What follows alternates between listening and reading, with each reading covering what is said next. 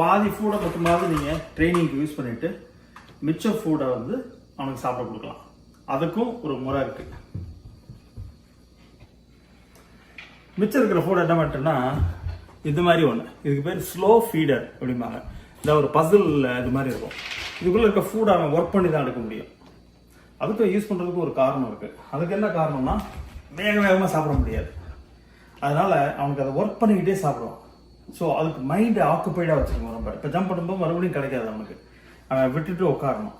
இப்போ அடுத்தது இந்த ஃபுட்டை நான் வைக்கும்போது என் 2 காலுக்கு நடுவில் வைக்கிறேன்.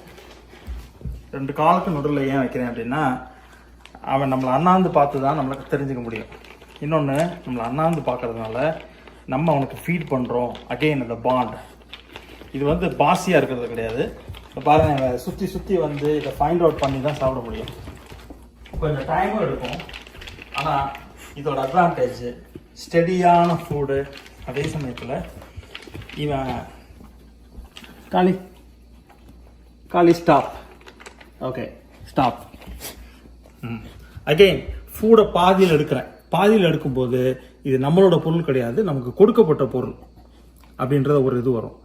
இதுதான் பிற்காலத்தில் நம்ம வந்து இவன் இப்போ ஸ்டாப் பண்ணாமல் நம்மக்கிட்ட உருமுனாலோ குலைச்சாலோ அது நல்ல அறிகுறி கிடையாது. ஏன்னா அவனோட ஃபுட் எடுக்கும்போது அவனுக்கு நம்மளுடைய ஒரு பொருளை ஒருத்தவங்க எடுக்கிறாங்க அப்படின்னு வந்து நம்ம மேலே அட்டாக் பண்ண வரக்கூடாது.